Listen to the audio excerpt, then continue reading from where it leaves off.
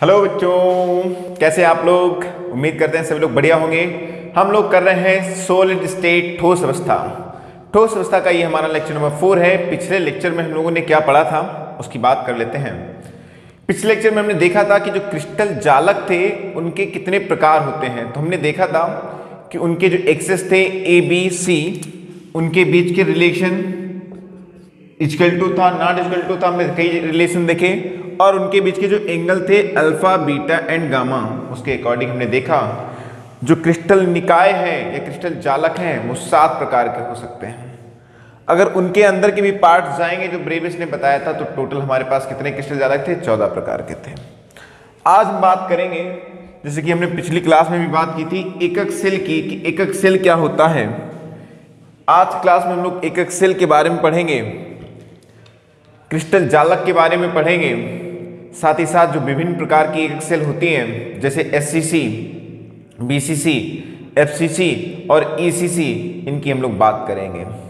इनमें हम देखेंगे कि जो त्रिज्या और कोर की लंबाई ए है, एज लेंथ है, रेडियस है, उसमें क्या रिलेशन होता है, कैसे आता है बेटा। साथ ही साथ हम ये भी देखेंगे जो एटम्स प्रेजेंट होते हैं अलग अलग जगह पर, उनका कंट्रीब्यूशन, योगदान कैसे होता है। तो हम स्टार्ट करते हैं। सबसे पहले एक छोटी सी इकाई, छोटी सी यूनिट की बात करते हैं, जिसे हम लोग बोलते हैं यूनिट सेल या एकक सेल बोलते हैं। क्या बोलते हैं? एकक सेल। बात करते हैं एकक सेल क्या होता है। तो मैंने बताया था कि किसी भी क्रिस्टल जालक में या क्रिस्टल ठोस में जो सबसे छोटी इकाई है उसको एक क्यूब जैसा माना गया है, एक क्यूब जैसा होता है। अब क्यूब में हमारे पास कई जगह एटम हो सकते हैं, ये डिपेंड करेगा उनकी पैकिंग पर कि किस टाइप से हमारे पास जालक बिंदु में परमाणु को रखा गया है। तो एक एकक सेल क्या होती है? किसी क्रिस्टल की जो सबसे छोटी इकाई होती है उसे हम लोग एकक सेल कहते हैं। अब बात आती है क्रिस्टल जालक क्या होता है। क्रिस्टल जालक क्या होता है तो हम लोग देखेंगे जो क्रिस्टल जालक होता है वो एकक सेल की बार बार पुनरावृत्ति करेंगे, इसे जोड़ते जाएंगे तो क्रिस्टल जालक बनेगा। मैं बनाने का तरीका दिखाता हूं कि किस तरीके से आप बना सकते हैं क्रिस्टल जालक को। आप क्या करेंगे, इस टाइप से एक, देखिए तरीका कैसे बना रहा हूं मैं, इस तरीके से बना लेंगे आप। थोड़ा सा डिस्टेंस पे आप इस तरीके से बना लेंगे। मैं 3D में एक आपको ऑर्बिटल बना के 3D में एक क्रिस्टल जालक बना के दिखा रहा हूं बेटा। देखेंगे आप आराम से वीडियो को पॉज करके बार बार रिपीट करके देख सकते हैं कि किस तरीके से सेट कर रहे हैं बेटा। अब हमारे पास जो ऑर्डर है कुछ इस टाइप का है, कुछ इस टाइप का है बेटा, इस टाइप का। इसका मतलब ये है कि जब भी हम सेट करेंगे लाइंस को तो कुछ इस तरीके से अरेंजमेंट करेंगे।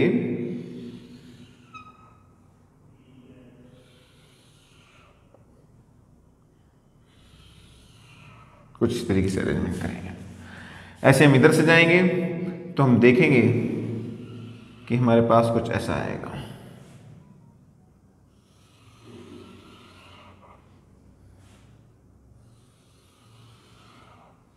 आप वीडियो को बार बार पॉज करके देख सकते हैं बनाने का तरीका क्या है।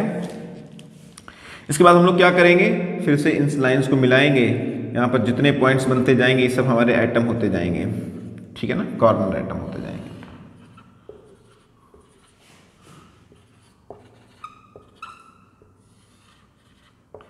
तो 3D में क्रिस्टल जालक कैसे बनाते हैं देखा आपने कि इस तरीके से हम लोग एक क्रिस्टल जालक को बना सकते हैं। इसमें हमारे पास कितने क्यूब हैं आप बता सकते हैं क्या, देखकर कि इसमें कितने क्यूब हैं हमारे पास? तो हमारे पास यहां देखेंगे 8 क्यूब हो जाएंगे। एक ये क्यूब है जो फ्रंट पे है, मैं इसको डार्क इसे कर देता हूं, देखिएगा। एक ये क्यूब है हमारे पास में,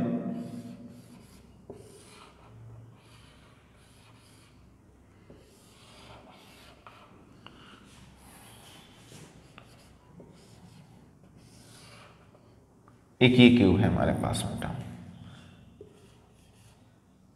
ठीक है ना। एक ये क्यूब है हमारे पास बेटा। क्या दिख रहा है आपको क्यूब? एक क्यूब हमारे पास ये है, ग्रीन वाला जो दिख रहा है। इसके जस्ट पीछे देखेंगे तो एक क्यूब है बेटा जो ब्लैक वाला है। एक ये क्यूब है, एक ये बेटा। तो ये हमारे पास फर्स्ट क्यूब हो जाएगा, ये सेकेंड हो जाएगा, ये थर्ड हो जाएगा, ये फोर्थ हो जाएगा। ये 5th हो जाएगा, ये 6 हो जाएगा, ये 7 हो जाएगा, ये 8 हो जाएगा। इस तरीके से हमारे पास 8 क्यूब है। तो ये तो बात हुई किसकी कि एक क्रिस्टल जालक को हम लोग कैसे बनाते हैं। ये तो मैंने छोटा सा बनाया है, इसे बहुत ज़्यादा डिफिकल्ट आप बना सकते हैं, इसे और बड़ा कर सकते हैं बेटा। कहने का मतलब यह है कि क्रिस्टल जालक क्या होता है, किसी एक सेल की जो एक यूनिट सेल है इसकी बार बार पुनरावृत्ति करेंगे, बार बार जोड़ते जाएंगे, लाखों यूनिट सेल होते हैं, ऐसे लाखों यूनिट सेल जुड़े होते हैं किसी एक क्रिस्टल जालक में। तो क्रिस्टल जालक क्या होता है, एक सेल की बार बार पुनरावृत्ति से जो बड़ा जालक बनता है, जो बड़ा क्रिस्टल की संरचना आती है, उसे हम लोग क्रिस्टल जालक कहते हैं। एक सेल क्या होता है, किसी क्रिस्टल की जो सबसे छोटी इकाई है जिससे हमने स्टार्ट किया है, जोड़ना शुरू किया है, उसे हम लोग क्या कहते हैं, एकक सेल कहते हैं। एकक सेल या मात्रक कोष्टिका। मात्रक कोष्टिका क्यों इंग्लिश में बोलते हैं, यूनिट सेल। यूनिट का मतलब मात्रक होता है, सेल का मतलब कोष्टिका भी होता है, तो इसलिए इसको हम लोग मात्रक कोष्टिका भी कहते हैं। एकक सेल को मात्रक कोष्टिका भी कहते हैं। ये तो बात हमने किसकी की, कि एकक सेल और क्रिस्टल जालक की। अब बात आती है इसके बाद में कि जो विभिन्न प्रकार की डिफरेंट टाइप के जो क्रिस्टल, बेटा यहाँ तक नोट हो गया, नोट करते जाएंगे, हर चीज़ को बेटा नोट्स करेंगे, अच्छे से लिखेंगे, ताकि आपको जब रिवाइज हो, जब आप चीज़ें रिवाइज करें तो आसानी हो आपके लिए बेटा। मैं हटा रहा हूँ उसको। अब मैंने बात की है जो हमारे पास विभिन्न प्रकार की एकक सेल हैं वो किस टाइप से होती हैं और उनकी संरचनाएं कैसे होती हैं, बात करते हैं।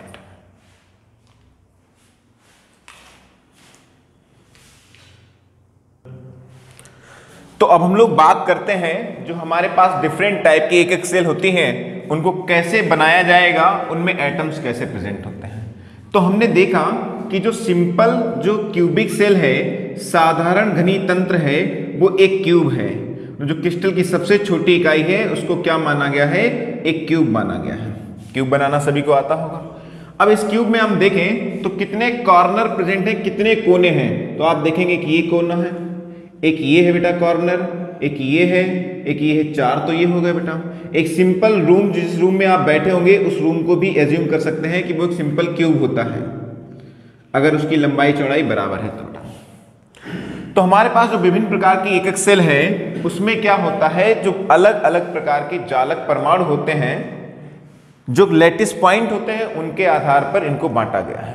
हम सबसे पहले बात करने वाले हैं सिंपल क्यूबिक सेल की, एससीसी, सिंपल क्यूबिक सेल, साधारण घनी तंत्र की बात करने वाले हैं। क्या होता है एससीसी? एससीसी एकक सेल का नाम तो सुन में आ गया, सिंपल क्यूबिक सेल। किस प्रकार से एससीसी संरचना बनती है, क्या होता है इसमें, कितने लैटिस पॉइंट होते हैं, कहां कहां पर परमाणु उपस्थित होते हैं, देखते हैं। तो हमने जो एक क्यूब बनाया उसमें हमने देखा कि कितने कॉर्नर एटम प्रेजेंट हैं। यस ऑफ कोर्स बेटा 8 प्रेजेंट हैं। हमने देखा कॉर्नर कितने होते हैं, 8। तो ये जो संरचना बनी हुई है इसे हम बोलते हैं SCC cubic cell, simple cubic cell बोलेंगे बेटा। मतलब डेफिनेशन पूछी जाएगी तो हम क्या बताएंगे, ऐसी एकक सेल जिसमें सिर्फ कोनों पर एटम प्रेजेंट होते हैं। कितने कोने होते हैं बेटा, 8। तो हम बोलेंगे प्रत्येक कोने पर, ये 8 कोने पर एक एक परमाणु उपस्थित होता है, उसे हम एससीसी एकक सेल कहते हैं, उसे हम एससीसी एकक सेल कहते हैं। काफी सिंपल है। अभी इसमें जो कोने पर एटम होते हैं उनका कंट्रीब्यूशन कैसा होता है और ये कैसे दिखते हैं मैं बाद में बताऊंगा। अभी मैं सिंपल आपको स्ट्रक्चर दिखा रहा हूं कि एससीसी कैसे बनता है, लैटिस पॉइंट कितने हैं। तो हम लोग यहाँ बता सकते हैं कि लैटिस पॉइंट टोटल कितने हैं, 8 हैं। वो भी कहां पर है बेटा, कोनों पर हैं, कोनों पर परमाणु उपस्थित होंगे। ये तो बात किसकी की मैंने, एससीसी की बात की। एससीसी कैसे बनाई जाती है, एससीसी की संरचना कैसे बनाई जाती है बेटा, बात आती है। दूसरा जो हमारे पास क्रिस्टल सिस्टम है वो बीसीसी है। BCC body centred cubic cell, Hindi में से अंता या काय केंद्रित एकक सेल बोलते हैं। हर एक क्रिस्टल जालक की शुरुआत एक एकक सेल से होनी है, तो हमको एक क्यूब तो बना ही लेना है, एक क्यूब तो बना लेना है। और एक क्यूब बनाएंगे तो हमें यह भी क्लियर है कि उसमें कितने कॉर्नर एटम प्रेजेंट होंगे। यस ऑफ कोर्स बेटा, कितने प्रेजेंट होंगे, 8 कोने। सभी एकक सेल कोई भी बनाएंगे क्यूब, उसमें 8 कोने होंगे।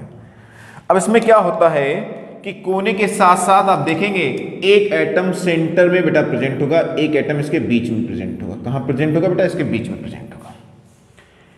इस एकक सेल को हम लोग बोलते हैं बॉडी सेंटर्ड क्यूबिक सेल। कमरे के बीच में जो हमारे पास सिंपल सा रूम होगा उसके सेंटर में बीच में जो एटम प्रेजेंट होगा, जैसे कि हमारे पास सिंपल रूम होता है उसमें पंखा लगा होता है बीच में, तो पंखे के जस्ट नीचे थोड़ा आएंगे बीचों बीच में, वहां पर जो एटम प्रेजेंट होगा उसे हम बोलेंगे BCC body centred cubic cell. Hindi में बोलते हैं अंतःकाय केंद्रित एकक सेल।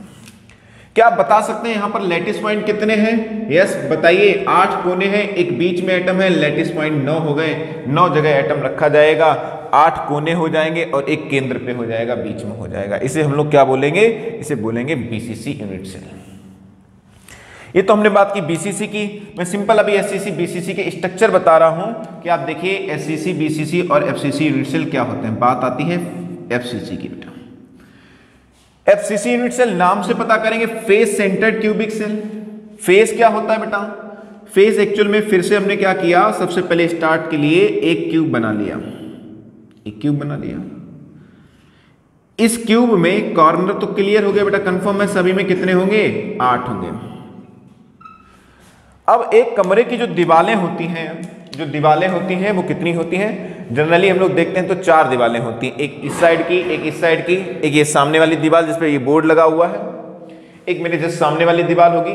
बेटा हम लोग क्या होते हैं, किसी भी क्रिस्टल जालक में जानते हैं कि लाखों यूनिट सेल होते हैं, ऐसे बेटा लाखों बने होते हैं, और जिसमें हम लोग एजम्पशन ले रहे थे, एज्यूम करके चल रहे होते हैं, वो हमारा रूम बीच वाला होता है, बीच में। तो हमारा जो छत होता है उसको भी एक फेस, एक दीवार माना जाएगा, और जो नीचे ग्राउंड होता है, जो फर्श होती है, हमारी सरफेस होती है, उसको भी हम लोग एक दीवार मान के चलते हैं, एक फेस मान के चलते हैं। फेस को हिंदी में फलक कहते हैं। तो या तो इसको फेस सेंटर्ड क्यूबिक सेल बोलेंगे या फलक केंद्रित एकक सेल बोलेंगे। तो फलक केंद्रित का मतलब ये हुआ कि कोने के एटम तो हैं ही, साथ में फलक पर होंगे। फलक मतलब दीवार के केंद्र पे होंगे। तो क्या इस दीवार का केंद्र ये है? यस ऑफ कोर्स ये बेटा। ये वाली जो दीवार है इसका केंद्र क्या ये है? ये है बेटा। आप देखेंगे ये वाली जो दीवार है इसका केंद्र ये है, नीचे की तरफ जो है। इस साइड वाली है इसका केंद्र ये है। अब 2 दीवारें हमको नहीं दिख रही कि बोर्ड 2D है, स्ट्रक्चर 3D बनेगा। ये जो पीछे वाली दीवार है, मैं इसको ग्रीन दिखा रहा हूं बेटा, ये ग्रीन करके दिखा रहा हूं। ये वाली दीवार है, इसका सेंटर कहाँ होगा? लगभग यहाँ होगा, लगभग यहाँ होगा। कुछ थोड़ा समय आगे बना देता हूं ताकि क्लियर दिख सके। ये इस टाइप से है, तो थोड़ा ऊपर। एक और दीवार हमारे पास है जो सामने वाली छूट रही है। ये जो सामने वाली दीवार, मैंने इसको ब्लू से किया। इसका सेंटर आपको दिख रहा है, इसका सेंटर कहाँ है? लगभग यहाँ पे है बेटा, लगभग यहाँ पे है। तो आप देखेंगे ये हमारे पास क्या हो जाएगा? फेस सेंटर्ड क्यूबिक सेल हो जाएगा। इसमें कोनों पर तो एटम सभी एकक सेल में होते हैं, कोनों के साथ साथ प्रत्येक फलक पर हैं, प्रत्येक दीवार पर हैं। तो टोटल लैटिस पॉइंट कितने हो जाएंगे? 8 कोने के हो जाएंगे, 6 फलक के हो जाएंगे। टोटल लैटिस पॉइंट 14 हो जाएंगे। 14 जगह हम एटम्स, परमाणु को रख सकते हैं। ये तो हमने बात किसकी की कि एससीसी क्या होता है? सिंपल क्यूबिक सेल होता है जिसमें सिर्फ कोनों पर एटम प्रेजेंट होते हैं। बीसीसी क्या होता है? बॉडी सेंटर्ड होता है, मतलब कोने के साथ साथ उसके केंद्र पे भी एटम प्रेजेंट होगा। फेस सेंटर क्या होता है? ऐसा यूनिट सेल जिसमें कोनों पर एटम तो होते ही हैं, साथ ही साथ फलक मतलब दीवार के केंद्र पर भी होते हैं, उसे हम फेस सेंटर्ड क्यूबिक सेल कहते हैं। एक और हमारे पास 4th पॉइंट आता है जिसको हम बोलते हैं ईसीसी। ईसीसी बोलते हैं बेटा। ईसीसी को 2 पार्ट्स में क्लासिफाइड किया गया है। जनरली जो तुम्हारे बात की जाती है वो इंड सेंटर्ड की बात की जाती है, इंड सेंटर्ड क्यूबिक सेल की बात की जाती है। वैसे 2 पार्ट है, मैं बता दूं, एक इंड सेंटर्ड होता है, एक एज सेंटर होता है। दोनों को मैं एक्सप्लेन करता हूं। सबसे पहले बात आती है इंड सेंटर्ड क्यूबिक सेल क्या होती है? ऐसी एकक सेल भैया, सभी में क्या करना है? सबसे पहले एक क्यूब बना लेना है, और क्यूब में सभी लोग जानते हैं कितने कॉर्नर एटम प्रेजेंट होते हैं? 8 कॉर्नर एटम प्रेजेंट होते हैं। 8 कॉर्नर एटम है। अब बात आती है इंड सेंटर्ड की। तो होता यह है कि एक फलक के सेंटर पे जाएंगे तो उसके जस्ट सामने वाले फलक के सेंटर पे आएंगे। किसी भी फलक को आप ले सकते हैं। तो ऐसी यूनिट सेल, ऐसी एकक सेल जिसमें प्रत्येक कोने पर एक परमाणु उपस्थित होता है, प्रत्येक कोने पर एक परमाणु उपस्थित होता है। साथ ही साथ किसी 2 फलकों पर, किन्हीं 2 अपोजिट फलकों पर परमाणु उपस्थित हो, आमने सामने वाले फलकों पर परमाणु उपस्थित हो, उसे हम इंड सेंटर्ड क्यूबिक सेल कहते हैं। उसे हम इंड सेंटर्ड क्यूबिक सेल कहते हैं। तो इंड सेंटर्ड क्यूबिक सेल समझ में आ गया क्या होता है? बात आती है इसका दूसरा जो पार्ट है, दूसरा पार्ट है एज सेंटर्ड वाला, edge centred cubic cell. Edge centred cubic cell क्या होती है? आप देखेंगे कि जो एक सिंपल क्यूब हमने बनाया है, एक सिंपल क्यूबिक सेल जो हमने बनाया है, कितने कॉर्नर एटम प्रेजेंट होंगे? सभी लोग जानते हैं कोने तो बेटा 8 ही होते हैं। कोने कितने होते हैं? 8 होते हैं। थोड़ा सा इंटरेस्टिंग टॉपिक है, समझ के करेंगे आसान लगेगा। हमारे पास इसमें अगर हम एज की बात करें, जरा एज की, एज मतलब होता है कोर, कोर की बात करें तो हम जानते हैं कि कोरें क्या होती है एक कमरे में, जैसे ये ऊपर से जाएंगे एक कोर हो जाएगा, एक सामने कोर आ जाएगा, एक इधर कोर आ जाएगा, एक नीचे की तरफ कोर आएगा, ऐसे कम समझ में आ रहा होगा। मैं यहां पे दिखाता हूं बेटा, क्या ये कमरे की एक कोर है? तो ये एक हो गया बेटा, एक हो गया, ये एक हो गया बेटा। तो क्या ये दूसरी कोर है? ये तीसरी कोर है, ये चौथी कोर है। तो इस तरीके से देखेंगे, ये 5वीं है, ये 6ठी है, ये 7वीं है, ये 8 है, ये 9 है, ये वाली 10 है, ये 11 है और ये वाली 12 हो जाएगी। तो एक कमरे में टोटल कितनी एजेस होती हैं, कितनी कोरें होती हैं? 12 होती हैं। हमारा नाम क्या दिया गया इसका? इसका नाम दिया एज सेंटर्ड क्यूबिक सेल। मतलब कोनों पर तो एटम होते ही होते हैं, साथ में कहां पर होंगे? एज के सेंटर पे होंगे, कोर के सेंटर पे हो जाएंगे। इस टाइप से ये कोर का सेंटर इसका है, ये कोर का सेंटर ये है, ये कोर का सेंटर ये है, ये कोर का सेंटर ये है। अगर इस टाइप से कोर के सेंटर पे, प्रत्येक कोर के सेंटर पे हमारे पास अगर एटम आ जाएगा तो इसे हम बोलेंगे एज सेंटर्ड क्यूबिक सेल। इसमें टोटल पूछा जाए लैटिस पॉइंट, जैसे इसमें लैटिस पॉइंट हमारे पास कितने थे? 8 और 2 10 थे, 2 फलक पर थे और 8 कॉर्नर पे थे। इसमें पूछा जाए लैटिस पॉइंट कितने होंगे, तो इसमें लैटिस पॉइंट हमारे पास कितने हो जाएंगे? कोनों पर 8 हैं, प्रत्येक कोर पे हैं 8, 12 कोरों पर हैं, टोटल 20 लैटिस पॉइंट हमारे पास हो जाएंगे, टोटल 20 लैटिस पॉइंट। तो ये हमने देखा कि जो हमारे पास यूनिट सेल होती हैं, एससीसी, बीसीसी, एफसीसी, किस टाइप से होती हैं। मैं इनको क्या करता हूं, थोड़ा तुम्हें और दिखाने की कोशिश करता हूं 3D में, जिससे आप समझ में आए। लॉकडाउन चल रहा है, लॉकडाउन क्या कोविड की सिचुएशन है, कोचिंग के लिए तो वैसे भी लॉकडाउन हो जाता है, समस्या तो गंभीर है, बजट भी थोड़ा लो है। तो ये मत समझना कि मैंने जो 3D में बनाया हुआ है क्रिस्टल या यूनिट सेल, उसको मैंने बॉल से बनाया है, ठीक है ना, बजट लो है चूंकि, इसलिए। तो देखते हैं कि हमारे पास एससीसी यूनिट सेल क्या होती है।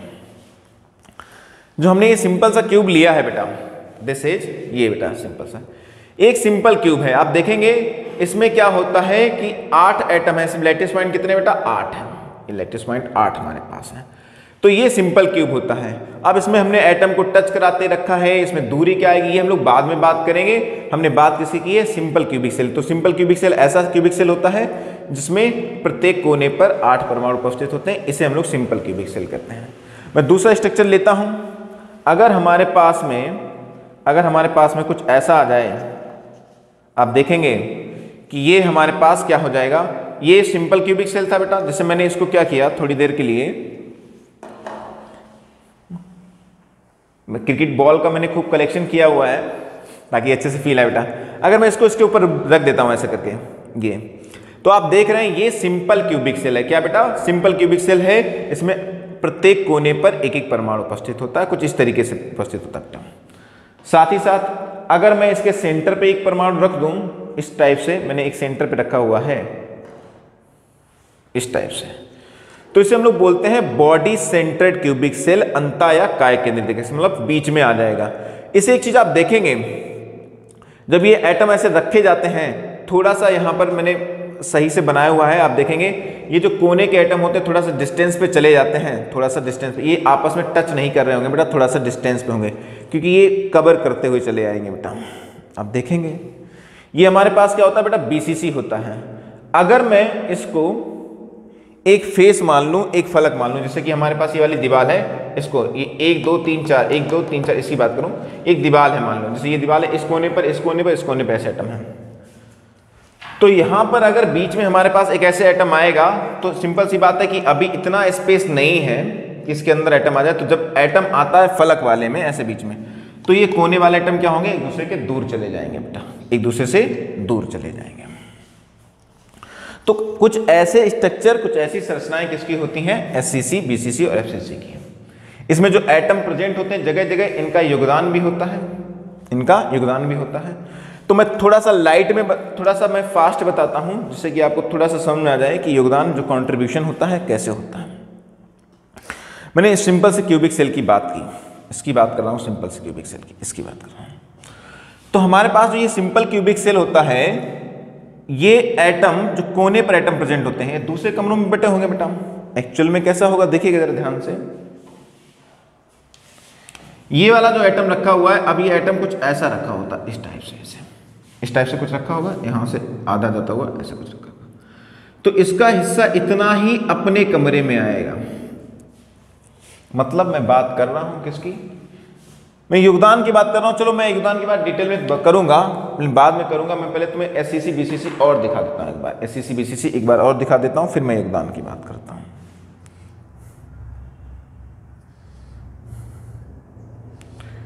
तैयार हो जाइए देखने के लिए एससीसी बीसीसी और एफसीसी क्रिस्टल जालक किस टाइप से होते हैं बेटा। आप ये देख रहे होंगे ये स्ट्रक्चर बेटा एससीसी का बना हुआ है, लेकिन एक्चुअल में ऐसा होता नहीं है। मैंने दिखाया कि ये ऐसा होता है कि इसमें कोने के एटम एक दूसरे को टच कर रहे होते हैं, कोने के एटम एक दूसरे को टच कर रहे होते हैं, तो कुछ ऐसा होता है बेटा। ये आप देखेंगे ये ऐसा होता है बेटा, इसमें कोने के एटम एक दूसरे को टच कर रहे होते हैं। आप देखेंगे कि इसके अंदर इतना क्लियर हो गया बेटा, एससीसी में कोने के एटम एक दूसरे को टच करते हैं इस टाइप से। इसमें क्या होता है, आप अगर इतनी बड़ी बॉल को या इतने बड़े एटम को बीच में रखना चाहेंगे तो आप देखेंगे क्या इसके अंदर इतना स्पेस है कि इतनी बड़ी बॉल आ पाएगी, नहीं आ पाएगी बेटा। तो जब हम बीसीसी बनाते हैं, बीसीसी में क्या इसके अंदर एक एटम घुसेगा, तो जब अंदर घुसेगा एटम तो सिंपल सी बात है कि ये वाले जो एटम है साइड वाले ये डिस्टेंस पे होने चाहिए, दूर होने चाहिए बेटा, दूर होने चाहिए। तो ये क्या होता है, एटम साइड वाले बेटा दूर हो जाते हैं। तो मैं दिखाता हूं कि ये ऐसा आ जाएगा। ये क्या है हमारे पास, ये बीसीसी है बेटा। आप देखेंगे कोने के साथ साथ एटम बीच में है, जैसा ये बना हुआ है, कोने के साथ साथ एटम बेटा बीच में है, ठीक है ना, दिख रहा है आप लोगों को।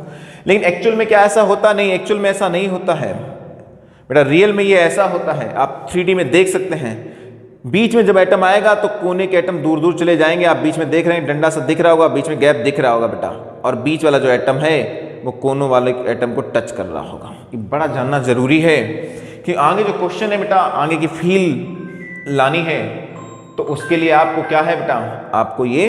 तो हम लोग बात कर रहे थे बीसीसी की, क्या ये क्लियर हो चुका है आपको बीसीसी में क्या होता है बेटा। अभी कंट्रीब्यूशन नहीं दिखा रहे हैं हमको, कट पिट के कितना आएगा, हम सिर्फ सेलों की बात कर रहे हैं। ये हमारे पास एफसीसी बना हुआ है। एफसीसी में देखेंगे कोने के साथ साथ फलक के बेटा बीच में भी एटम प्रेजेंट है। ये कुछ इस टाइप का होता है।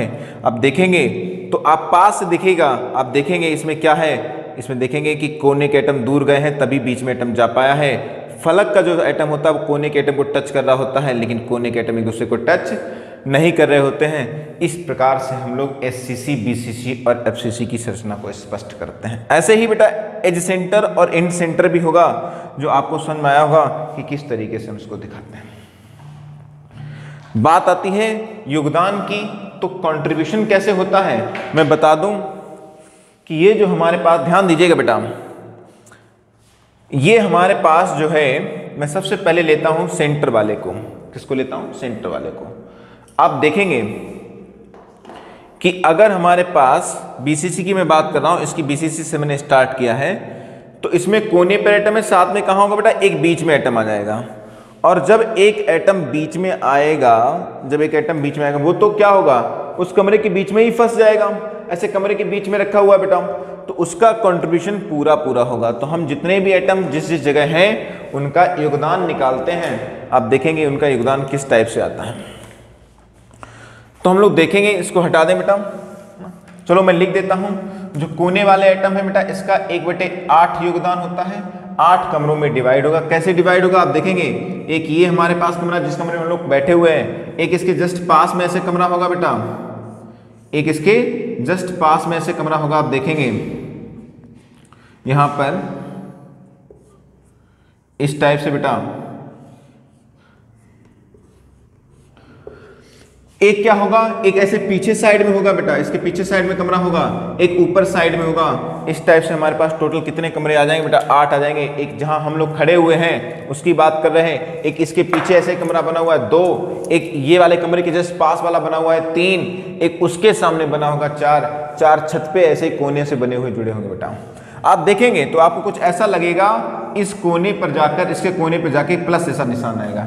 इस कमरे में हम लोग खड़े हैं, अब जो ये कमरा है इसके जस्ट पीछे ये वाला कमरा है, इसके उस साइड वो वाला कमरा है बेटा, और उसके उस साइड में जो इसके पीछे है उसके उधर भी एक कमरा होगा। तो 4 तो हमारे ये ऐसे कमरे आ जाएंगे इस कोने से जुड़ा हुआ, और 4 ही हमारे छत पे कमरे बन जाएंगे जाके। एक इसके ऊपर बन जाएगा छत के ऊपर, एक उधर वाला जो कमरा है उसके ऊपर बन जाएगा, एक उधर वाला जो कमरा उसके ऊपर बन जाएगा, इसके ऊपर बन जाएगा। ये थोड़ा सा क्या है 3D विजुअलाइजेशन है, ध्यान देंगे, नहीं तो चीजों को याद भी करना पड़ेगा फिर आपको।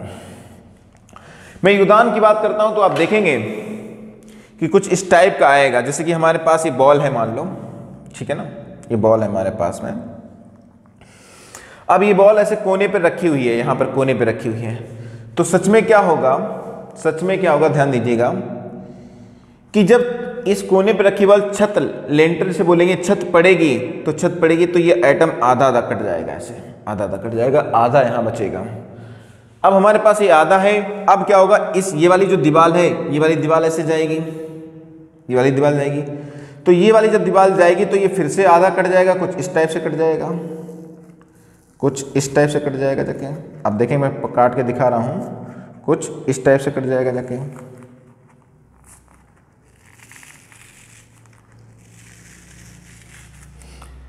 तो पहले छत के पड़ने पर क्या हुआ, जो एटम था जैसे छत पड़ी ये आधा कट गया, ऐसे करके ये आधा बचा। ये वाली जो दीवार है, ये वाली दीवार जो इधर जाएगी जिसपे बोर्ड लगा हुआ, तो ये आधा कट जाएगा। अब ये जो हमारे पास वाली दीवार ये भी ऐसे आएगी बेटा, तो ये फिर से आधा कट जाएगा। तो आप कंट्रीब्यूशन देखेंगे तो कितना आएगा ये, तो आप देखेंगे एक एटम था हमारा, पहले छत पड़ी तब आधा हुआ, फिर ये वाली दीवार गई फिर आधा हुआ, ये वाली दीवार गई फिर आधा हुआ, तो टोटल कितना आएगा 1/8 आ जाएगा। कितना आएगा बेटा 1/8 आ जाएगा। इसको हम लोग क्या बोलेंगे, कोने के एटम का योगदान कितना होता है 1/8 होता है। जो ये सेंटर वाला होता है ये पूरा पूरा कंप्लीट होता है, कहीं भी बटा नहीं होता, बीच कमरे में रखा होता है। हम लोग अपने कमरे में बात कर रहे हैं, अपने कमरे में कितना आएगा। जो ये फलक पे होता है, दीवार पे होता है, इसका जरा योगदान देखें, जरा देखो योगदान भाई, देखते हैं। मान लो कि हमारे पास में ये एटम है, पूरा एटम ऐसे है और इस दीवार पे रखा है, जैसे ही ये दीवार खड़ी होगी तो ये खट से एटम आधा आधा कट जाएगा ऐसे। तो अपने कमरे में कितना गिरेगा, आधा आधा गिरेगा जाके उसके कमरे में। तो अपने कमरे में कितना योगदान है हम लोग वो निकाल रहे हैं। तो अपने कमरे में योगदान देखेंगे, इसका योगदान आधा आ जाएगा बेटा, अपनी यूनिट सेल में अपने में कितना आएगा, आधा आ जाएगा। ऐसे इस फलक की बात करेंगे तो फलक पे जो योगदान होता है वो आधा हो जाता है बेटा। तो हम लोग कह सकते हैं जो कोनों पर है उसका योगदान 1/8 होता है, जो सेंटर में होता है वो पूरा होता है, जो फलक पर होता है वो आधा होता है, आधा अपने कमरे में आधा उधर चला जाता है। अब बात आती है एज की, कोर की। तो आप कोर में देखेंगे तो कोर का योगदान 1/4 हो जाएगा। कोर पे जो परमाणु होगा उसका योगदान कितना हो जाएगा 1/4 हो जाएगा।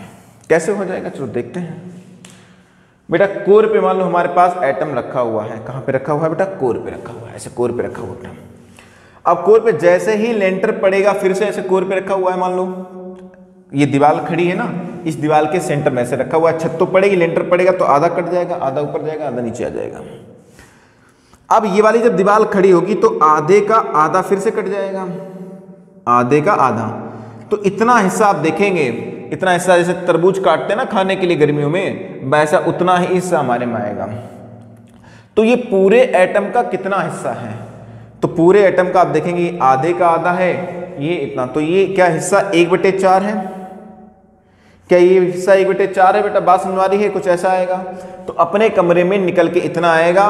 कैसे, मैं एक बार फिर से बता देता हूं कि जब छत पड़ेगी तो आधा एटम कट जाएगा, आधा छत वाले दोनों कमरों में चला जाएगा। फिर ये दीवार, जब ये वाली दीवार खड़ी होती जाएगी ऐसे, तो ये एटम 2 पार्ट्स में से कट जाएगा। अपने कमरे में कोने से निकलकर इतना आएगा ऐसे करके 1/4।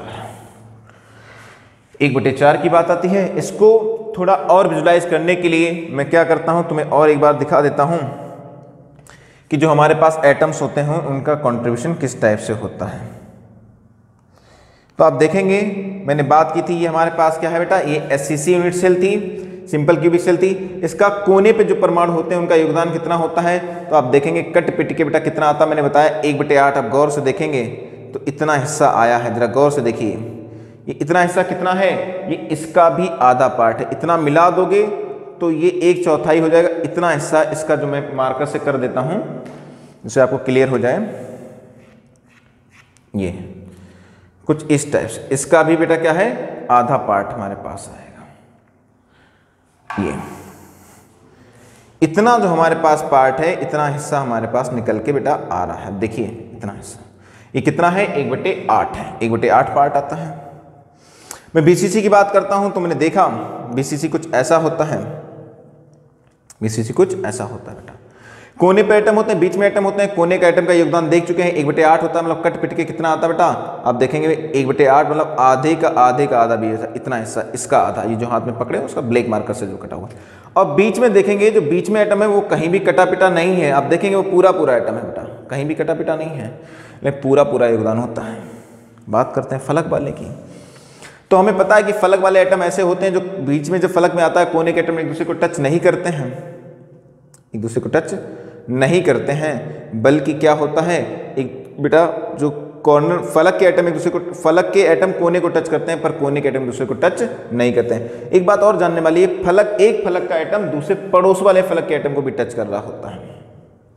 कंट्रीब्यूशन की बात करते हैं, आप देखेंगे जो कोने पर एटम है वो 1/8 है, और जरा गौर से देखिए ये जो फलक वाला एटम ये आधा है, देखिए गौर से, बेटा आधा दिख रहा होगा आपको यहाँ से, ये देखिए जो ऊपर वाली बॉल है, ये ऊपर वाली बॉल कुछ ऐसी आई है, आधी छत पड़ने से ऊपर कट गई, दूसरे यूनिट सेल में चली गई है। तो जो फलक पे एटम होते हैं उनका हिस्सा कितना होता है बेटा, आप गौर से देखिए, आधा हिस्सा होता है बेटा, आधा हिस्सा होता है, दिख रहा होगा आपको, आधा हिस्सा होता है, ये देखिए गौर से, ये देखिए ये आधा दिख रहा है आपको, ये आधा हिस्सा है। तो इस तरीके से हमने देखा जो विभिन्न एकक सेल होती हैं वो किस प्रकार की होती हैं, और उनमें जो अलग अलग जगह परमाणु होते हैं उनका योगदान क्या होता है, ये हमारे लिए जानना बहुत जरूरी था। कौन सा आइटम एक दूसरे को टच करता है ये भी जानना जरूरी था। मैंने बताया कि हमारे पास जो सिंपल क्यूबिक सेल होती है इसमें कोने के एटम एक दूसरे को टच करते हैं, लेकिन जैसे ही इसमें बीच में कोई एटम आता है तो इनकी डिस्टेंस बढ़ जाएगी, तभी इतना बड़ा एटम इसमें घुस पाएगा।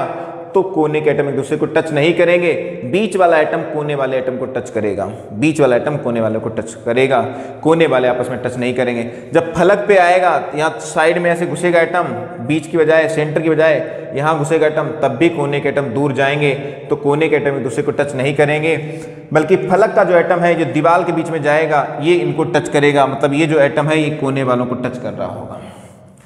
तो हमें टच भी पता चलना चाहिए, क्योंकि हम लोग फार्मूले बनाएंगे, रिलेशन बनाएंगे, है ना, कई सारे न्यूमेरिकल करने में हेल्प होते हैं।